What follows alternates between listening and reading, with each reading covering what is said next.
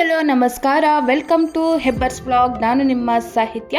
ಇವತ್ತು ನಾನು ನಿಮಗೆ ಸಬ್ಬಕ್ಕಿ ರೊಟ್ಟಿ ಅಲಿಯಾಸ್ ಸಬ್ಬಕ್ಕಿ ತಾಳಿಪಟ್ಟು ಯಾವ ಥರ ಮಾಡೋದು ಅಂತ ತಿಳಿಸ್ಕೊಡ್ತೀನಿ, ಬನ್ನಿ.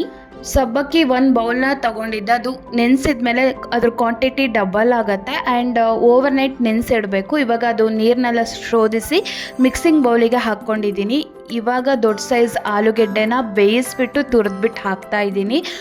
ಮತ್ತು ಈರುಳ್ಳಿ ಇದ್ದರೆ ಚಂದ ರೊಟ್ಟಿಗಳಿಗೆ ಅಥವಾ ತಾಲಿಪಟ್ಟುಗಳಿಗೆ. ಈರುಳ್ಳಿ ಮುಂದೆ ಇದ್ರೇ ಚಂದ, ಹಾಗಾಗಿ ಸ್ವಲ್ಪ ಜಾಸ್ತಿ ಈರುಳ್ಳಿನ ಹಾಕೋತಾ ಇದ್ದೀನಿ. ಮೂಲಂಗಿ ಇದನ್ನು ಹಸಿ ಮೂಲಂಗಿನ ತುರಿದ್ಬಿಟ್ಟು ಹಾಕೋತಾ ಇದ್ದೀನಿ. ತುಂಬ ಜನ ಮೂಲಂಗಿನೇ ತಿನ್ನಲ್ಲ, ಈ ಥರ ರೊಟ್ಟಿಗಳಿಗೆ ಹಾಕ್ಕೊಡಿ, ಗೊತ್ತೇ ಆಗಲ್ಲ ಮೂಲಂಗಿ ಹಾಕಿದ್ದೀವಿ ಅಂತ. ಮತ್ತು ಮೇಯ್ನ್ ಕ್ಯಾರೆಟ್ ಇರಲೇಬೇಕು, ಆವಾಗಲೇ ಚೆಂದ ಆಗೋದು. ಹಾಗಾಗಿ ಒಂದು ಕ್ಯಾರೆಟ್ನ ಹಾಕೋತಾ ಇದ್ದೀನಿ.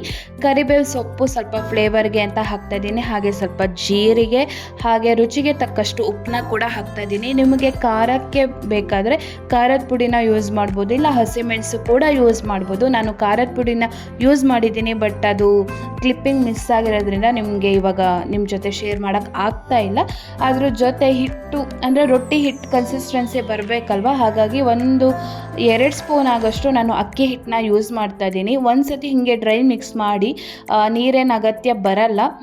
ರೊಟ್ಟಿ ಕನ್ಸಿಸ್ಟೆನ್ಸಿಗೆ ಬಂದಿಲ್ಲ ಅಂದರೆ ನಿಮಗೆ ಇನ್ನೊಂದು 2 ಸ್ಪೂನ್ ಅಕ್ಕಿ ಹಿಟ್ಟು, 1-2 ಸ್ಪೂನ್ ನೀರನ್ನ ಹಾಕಿಬಿಟ್ಟು ಚೆನ್ನಾಗಿ ಮಿಕ್ಸ್ ಮಾಡ್ಕೊಳ್ಳಿ.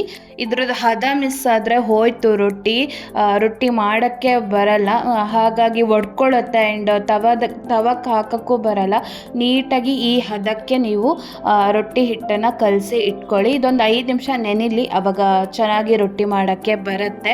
ನನಗೆ 1-2 ಸತಿ ಫ್ಲಾಪ್ ಆಗಿದೆ, ಬಟ್ ಇವಾಗ ನನಗೆ ಕರೆಕ್ಟಾಗಿ ಹದ ಸಿಕ್ಕಿದೆ.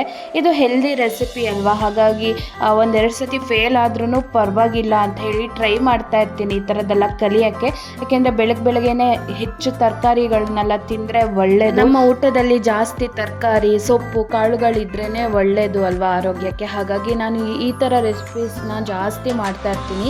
ನಿಮಗೆ ತರಕಾರಿ ಇಷ್ಟ ಇಲ್ಲ ಅಂದರೆ ಮೆಂತ್ಯ ಸೊಪ್ಪು ಹಾಕಿ ಮಾಡ್ಬೋದು, ಸಬ್ಬಕ್ಕಿ ಸೊಪ್ಪು ಹಾಕಿ ಮಾಡ್ಬೋದು, ಇಲ್ಲ ಪಾಲಕ್ ಸೊಪ್ಪೆಲ್ಲ ಹಾಕ್ಕೊಂಡು ಎಲ್ಲ ಮಾಡ್ಕೋಬೋದು, ನಿಮ್ಮ ಫ್ಲೇವರಿಗೆ ಬಿಟ್ಟಿದ್ದು ಅದು.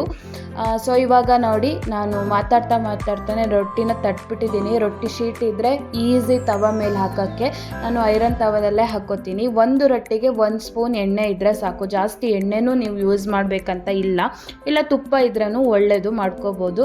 ಆ್ಯಂಡ್ ತೆಳು ರೊಟ್ಟಿ ಬರುತ್ತೆ ಆಯಿತಾ, ದಪ್ಪ ರೊಟ್ಟಿ ಬರುತ್ತೆ ಅಂತ ಏನಿಲ್ಲ. ತೆಳು ರೊಟ್ಟಿನೂ ನೀವು ತಟ್ಟಬಹುದು ರೊಟ್ಟಿನ, ಬಟ್ ಇದು ಬೇಯೋಕ್ಕೆ ಸ್ವಲ್ಪ ಟೈಮ್ ತಗೊಳುತ್ತೆ, ಜಾಸ್ತಿ ಟೈಮೇ ಬೇಕು. ಇನ್ನೊಂದೇನೆಂದರೆ ಇದೇ ಹಿಟ್ಟಿಗೆ ಸ್ವಲ್ಪ ಗರಂ ಮಸಾಲೆ ಹಾಕಿ ಸ್ವಲ್ಪ ಫ್ಲೇವರ್ ಚೆನ್ನಾಗಿ ಮಾಡಿಬಿಟ್ಟು ನೀವು ಕಟ್ಲೆಟ್ ಥರನೂ ಮಾಡ್ಬೋದು. ಅದು ಈವ್ನಿಂಗ್ ಸ್ನ್ಯಾಕ್ಸ್ ಆಗುತ್ತೆ. ಬೆಳಿಗ್ಗೆಗೆ ನೀವು ಬ್ರೇಕ್ಫಾಸ್ಟ್ ರೊಟ್ಟಿ ಮಾಡಿ ಅದನ್ನೇ ಹಿಟ್ಟು ಸ್ವಲ್ಪ ಮಿಕ್ಸ್ಕೊಂಡ್ರೆ ಮಕ್ಕಳು ಸ್ಕೂಲಿಂದೆಲ್ಲ ಬಂದಮೇಲೆ ಈವ್ನಿಂಗ್ ಸ್ನ್ಯಾಕ್ಸ್ ಅಂತ ಹೇಳಿ ಕಟ್ಲೆಟ್ ಥರ ಮಾಡಿ ಕೊಡ್ಬೋದು. ಮಕ್ಳಿಗೆ ಗೊತ್ತೇ ಆಗಲ್ಲ, ಆರಾಮಾಗೆ ತಿನ್ಕೋತಾರೆ.